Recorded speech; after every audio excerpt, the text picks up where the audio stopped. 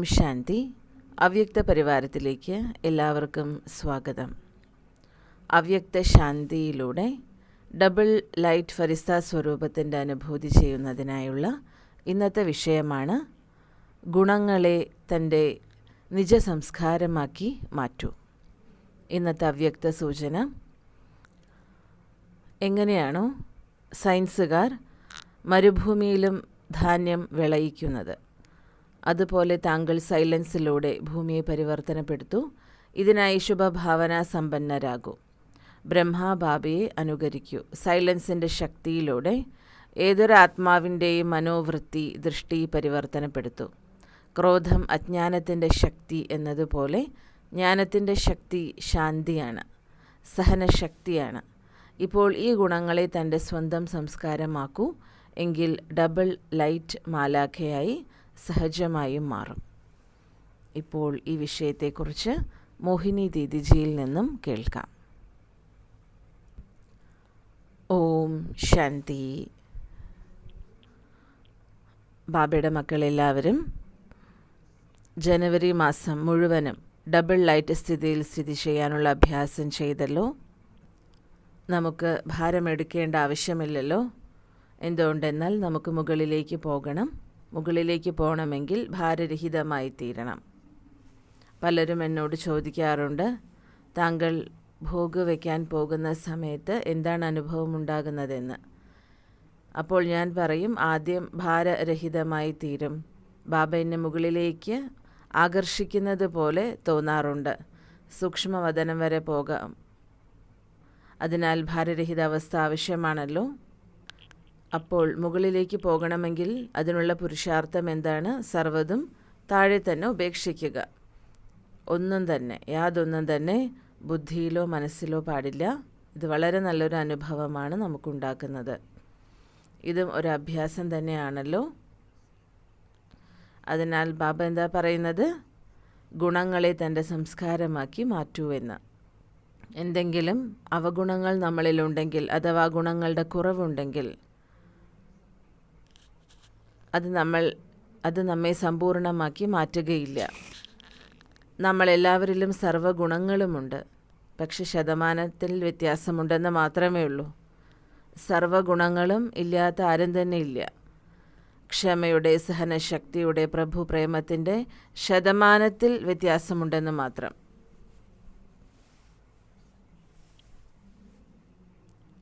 Complete ആവണമെങ്കിൽ, സമ്പൂർണ്ണമാകണമെങ്കിൽ തീർച്ചയായിട്ടും നമുക്ക്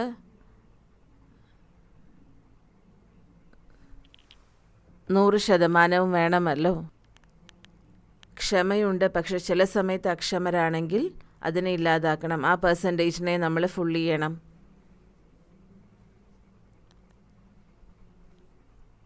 ഏത് ഗുണമാണോ നമ്മൾ ധാരണ ചെയ്ത് ഉപയോഗിക്കുന്നത്, അതിലൂടെയാണ് നമുക്ക് പ്രാപ്തിയുടെ അനുഭൂതി ഉണ്ടാകുന്നത്. പരിതസ്ഥിതി നമ്മെ പഠിപ്പിക്കുന്നത് തന്നെ ഗുണങ്ങളും ശക്തികളും വർദ്ധിപ്പിക്കുന്നതിനാണ്. സർവ്വതും ബാബയാണ്, ബാബ നോക്കിക്കോളും എന്ന് ചിന്തിച്ചിരിക്കാനും പറ്റില്ലല്ലോ. ബാബ എന്താ പറയുന്നത്? കുട്ടികളെ, ക്ഷമ എന്നുള്ള ഗുണം നിങ്ങൾക്ക് ആവശ്യമാണ്.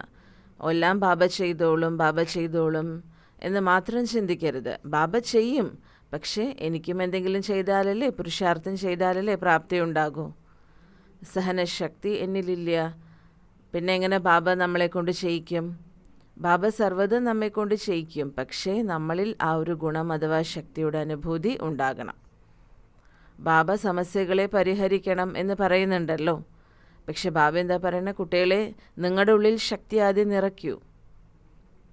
അങ്ങനെയെങ്കിൽ ബാബയുടെ സഹയോഗം നിങ്ങൾക്ക് അനുഭവമാകും.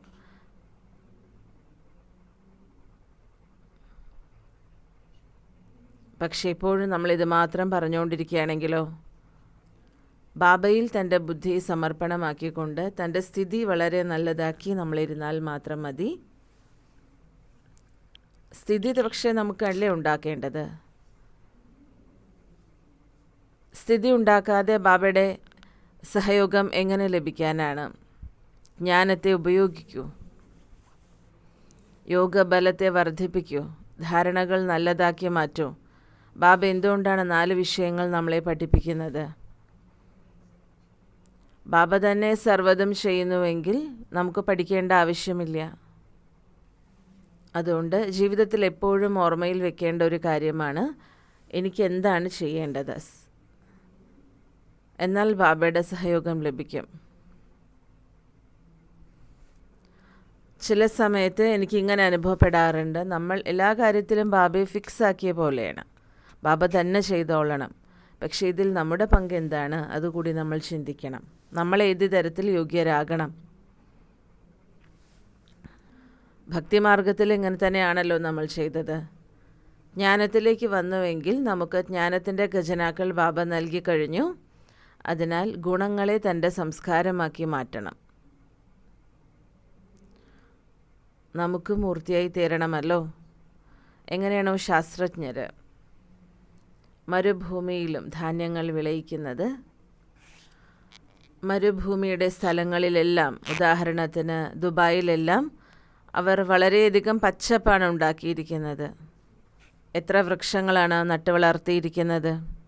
ഒരു പുതിയ ദുബായ് എന്ന പോലെ 101 ഡിഗ്രി 104 ഡിഗ്രി വരെ ചൂടുള്ള സ്ഥലത്തിലാണ് ഇതുപോലുള്ള പച്ചപ്പുണ്ടാക്കിയിരിക്കുന്നത്. നാം വെള്ളം ചോദിച്ചാൽ തന്നെ ചിലപ്പോൾ ചൂടുവെള്ളമാണ് കുടിക്കാൻ കിട്ടുക. എന്തുകൊണ്ടെന്നാൽ അത്ര ചൂടാണ് അവിടെ. എവിടെയാണ് ഇത്ര ചൂടുള്ളത്? മരുഭൂമിയുള്ള സ്ഥലം. അവിടെ അവർ ധാന്യങ്ങൾ വിളയിക്കുന്നു. അതുപോലെ സൈലൻസിൻ്റെ ശക്തിയിലൂടെ ഭൂമിയെ പരിവർത്തനപ്പെടുത്തും. നമ്മൾ ഒരിക്കലും ഈ രീതിയിലുള്ള പരാതി നമ്മൾ പറയരുത്, അവർ ജ്ഞാനം കേൾക്കുന്നില്ല, അവർക്കതിനോടുള്ള താല്പര്യമില്ല എന്നൊക്കെ. തീർച്ചയായിട്ടും എല്ലാവരും കേൾക്കുക തന്നെ ചെയ്യും. പക്ഷെ നമ്മൾ ഭൂമിയെ ആദ്യം തയ്യാറാക്കണം സൈലൻസിൻ്റെ ശക്തിയിലൂടെ. അതിനായി നമുക്ക് എന്ത് ചെയ്യണം? അതിനായി ശുഭഭാവന സമ്പന്നരായി തീരണം. ജ്ഞാനം കേൾക്കുന്നില്ല എന്ന് മാത്രം ചിന്തിക്കരുത്. സർവരെ പ്രതി ശുഭഭാവന വയ്ക്കുകയാണെങ്കിൽ എല്ലാവരും സ്വതവേ കേട്ടോളും. ബ്രഹ്മാബാബയെ അനുകരിക്കണം. സൈലൻസിൻ്റെ ശക്തിയിലൂടെ ഏതൊരാത്മാവിൻ്റെയും ദൃഷ്ടിയെയും വൃത്തിയെയും നമുക്ക് പരിവർത്തനപ്പെടുത്താൻ സാധിക്കും. ഏതുപോലെ ക്രോധം അജ്ഞാനത്തിൻ്റെ ശക്തിയാണോ? ചെറിയ ചെറിയ കാര്യത്തിൽ ചിലപ്പോൾ നമ്മൾ ആവേശത്തിലേക്ക്, ടെൻഷനിലേക്കൊക്കെ വരാറുണ്ടല്ലോ. ഇത് അജ്ഞാനത്തിൻ്റെ ശക്തിയാണ്. അതേപോലെ ജ്ഞാനത്തിൻ്റെ ശക്തി ശാന്തിയാണ്. അതുപോലെ സഹനശക്തിയാണ്. ഇപ്പോഴും ഗുണങ്ങളെ തൻ്റെ സംസ്കാരമാക്കി മാറ്റൂ. സംസ്കാരം ഒരിക്കലും നശിക്കുകയില്ല. അത് ഏത് സംസ്കാരമാണെങ്കിലും. ബാബ സ്നേഹസാഗരമാണ്, ഞാൻ സ്നേഹസ്വരൂപമാണ്. അങ്ങനെ ബാബയുടെ ഗുണങ്ങളെ എൻ്റെ രൂപമാക്കി, സംസ്കാരമാക്കി മാറ്റണം. അങ്ങനെയെങ്കിൽ ഡബിൾ ലൈറ്റ് ഫരിസ്തയായി നമുക്ക് സഹജമായും തീരാൻ സാധിക്കും. കാരണം നമുക്ക് ഫരിസ്തയായിട്ട് മാറണമല്ലോ. ഇതാണ് നമ്മുടെ ലക്ഷ്യം.